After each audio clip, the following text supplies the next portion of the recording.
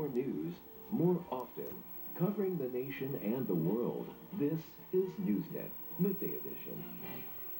Hello, and thanks for tuning in to Newsnet Midday Edition. I'm Remington Hernandez. It is great to have you with us. Now let's take a look at the news from across the country and around the world. Coming up, while President Trump continues to recover, White House officials have declined a CDC contact tracing offer.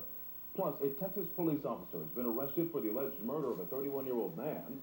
Then, the U.S. trade deficit rose in August to its highest level in 14 years. Well, I'm very excited to present this television from 1957. I had it in storage for many years and didn't have it operational for about 10 years. It was in storage. Last time I had it up and going, there was over-the-air television. And of course now we're all digital, so I had to hook up a converter box. And after about 20 minutes of experimenting with the vertical and horizontal holds, we're up and operational. With news not from 1957 but from 2020.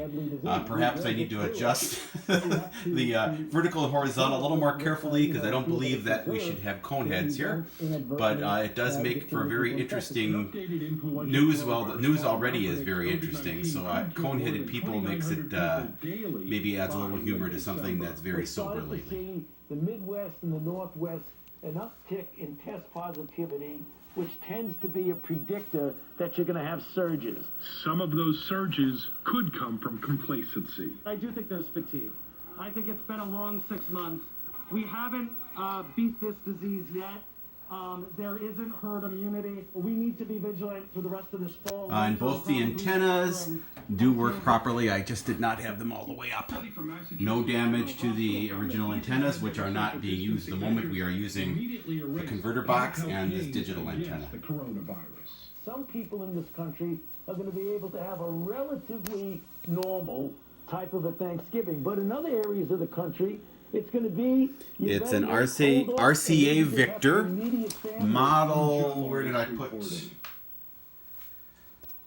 There are more than 210,000 known COVID-19 related fatalities in the U.S., according to Johns Hopkins University. No, I don't have that hand anymore. I must put it back in my pocket again. Meanwhile, as John just mentioned, the president is back at the White House, and while he continues to recover, officials have declined a Centers for Disease Control and Prevention offer for contact tracing of those around President Trump in the days leading up to his COVID-19 diagnosis. The president had been to multiple events in that time and met with several people, including some that have since tested positive themselves. Those events also took place in multiple locations across the country. Officials in those areas, though, say they have not been contacted by the administration since. An administration spokesperson, however, said the White House has established a, quote, robust contact tracing program led by the White House Medical Unit. A White House official also says a CDC epidemiologist has been detailed to the White House since March and is assisting. Speaking of the White House, officials there have blocked new Food and Drug Administration guidelines on bringing potential... All right, well, thanks for watching.